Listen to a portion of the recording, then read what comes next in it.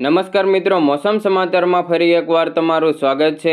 મિત્રો, આજે તારીખ 3/9/2024 ને વાર મંગળવાર છે। ત્યારે આજના વિડીયોમાં ખાસ કરીને આગામી દિવસોમાં જે વરસાદનો રાઉન્ડ જોવા મળવાનો છે તેના વિશેની સંપૂર્ણ માહિતી મેળવવાની છે।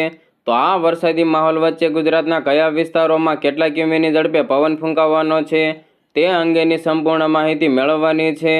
તો આ ઉપરાંત હવામાન વિભાગ ઉપરાંત હવામાન નિષ્ણાત અંબાલાલ પટેલ, પરેશ ગોસ્વામીની આગાહી ઉપર પણ એક નજર કરવાની છે। તો વિડીયોને અંત સુધી જોતા રહેજો। વરસાદને લગતી તમામ અપડેટ સૌથી પહેલાં મેળવવા માટે અમારી ચેનલને સબસ્ક્રાઇબ કરવાનું ના ભૂલતા। મિત્રો, સૌપ્રથમ હવામાન વિભાગ દ્વારા કરવામાં આવેલી આગાહી ઉપર એક નજર કરીએ તો વરસાદને લઈને હવામાન વિભાગે ફરી એકવાર નવી નકોર આગાહી દર્શાવી છે, જેમાં દક્ષિણ ગુજરાતમાં આજે ભારે વરસાદની આગાહી કરવામાં આવી છે। સુરત, ભરૂચ હોય કે નવસારી, ડાંગ, દાદરા નગર હવેલીમાં ભારે વરસાદની સંભાવનાઓ છે। સૌરાષ્ટ્રમાં 2 દિવસ ભારે વરસાદની સંભાવનાઓ છે। લો પ્રેશર સિસ્ટમને કારણે વરસાદની આગાહી કરવામાં આવી છે। આગામી 5 દિવસ સુધી ભારે વરસાદની આગાહી કરવામાં આવી છે। 4 સપ્ટેમ્બરની જો વાત કરવામાં આવે તો 4મી તારીખે કચ્છ અને બનાસકાંઠાના વિસ્તારો, નવસારી, વલસાડ હોય કે દમણ અને દાદરા નગર હવેલીમાં છૂટાછવાયા સ્થળોએ ભારેથી અતિભારે વરસાદની સાથે ઓરેન્જ એલર્ટ આપી દેવામાં આવ્યું છે। તો આ બાજુ મોરબી, સુરેન્દ્રનગર, પાટણ, મહેસાણા, સાબરકાંઠા હોય કે અરવલ્લી, સુરત, તાપી અને ડાંગમાં છૂટાછવાયા સ્થળોએ ભારે વરસાદની સાથે યલો એલર્ટ આપી દેવામાં આવ્યું છે। વધુમાં 5 તારીખની જો વાત કરવામાં આવે તો 5મી સપ્ટેમ્બરે કચ્છ અને પાટણના વિસ્તારો, બનાસકાંઠા, નવસારી, વલસાડ, દમણ અને દાદરા નગર હવેલીમાં છૂટાછવાયા સ્થળોએ ભારે વરસાદની સાથે યલો એલર્ટ આપી દેવામાં આવ્યું છે। ત્યારબાદ 6 તારીખે નવસારી અને વલસાડના વિસ્તારો, દમણ અને દાદરા નગર હવેલીમાં છૂટાછવાયા સ્થળોએ ભારે વરસાદની સાથે યલો એલર્ટ આપી દેવામાં આવ્યું છે। તે જ પ્રમાણે 7મી સપ્ટેમ્બરે પણ નવસારી, દમણ અને દાદરા નગર હવેલી તો વલસાડમાં પણ છૂટાછવાયા સ્થળોએ ભારે વરસાદની સાથે યલો એલર્ટ આપી દેવામાં આવ્યું છે।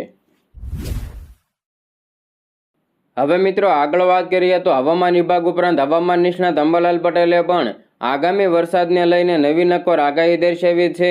મિત્રો, હવામાન નિષ્ણાત અંબાલાલ પટેલના જણાવ્યા પ્રમાણે આગામી તારીખ 4 થી લઈને 5 સપ્ટેમ્બરના રોજ બીજું લો પ્રેશર મધ્યપ્રદેશ, મહારાષ્ટ્ર, ગુજરાતના ભાગો વચ્ચે સર્જાવાનું છે। તારીખ 3 થી લઈને 10 સપ્ટેમ્બર દરમિયાન ગુજરાતમાં વરસાદી માહોલ રહેવાનો છે। દક્ષિણ ગુજરાતમાં ભરૂચ, જંબુસર, પાદરા, વડોદરા, નસવાડી વિસ્તારોમાં ભારે વરસાદી માહોલ જોવા મળવાનો છે। ભાદરવી પૂનમ સમયે વરસાદી માહોલ છવાવાનો છે, તેમજ ભાદરવા માસમાં વરસાદી માહોલ રહેવાનો છે। તો રાજસ્થાન સંલગ્ન વિસ્તારોમાં વરસાદી માહોલ જોવા મળવાનો છે। તો બીજી તરફ તારીખ 22 થી લઈને 25 સપ્ટેમ્બર દરમિયાન ગુજરાતમાં વરસાદી માહોલ રહેવાનો છે, તેમજ ઉત્તર ગુજરાત, મધ્ય ગુજરાત સહિત રાજ્યભરમાં વરસાદી માહોલ રહેવાનો છે। તેમજ તારીખ 26 થી લઈને 5 ઓક્ટોબર સુધી ગાજવીજ સાથે વરસાદી માહોલ જોવા મળવાનો છે। ત્યારે સમુદ્ર કિનારે પવન ફૂંકાશે અને ગાજવીજ સાથે ભારે વરસાદની આગાહી કરવામાં આવી છે।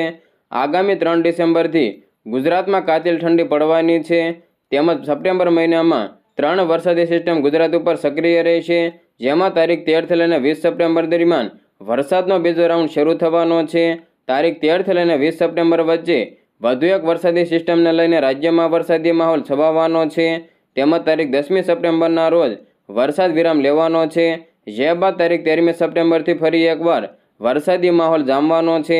ગુજરાતમાં 13મી સપ્ટેમ્બરથી લઈને 20 સપ્ટેમ્બર સુધીમાં ફરી એકવાર વરસાદી માહોલ જોવા મળવાનો છે। ત્યારે આ વખતે નવરાત્રિ અને દિવાળીના દિવસોમાં પણ કમોસમી વરસાદ પડવાની સંભાવના તેમણે જણાવી છે।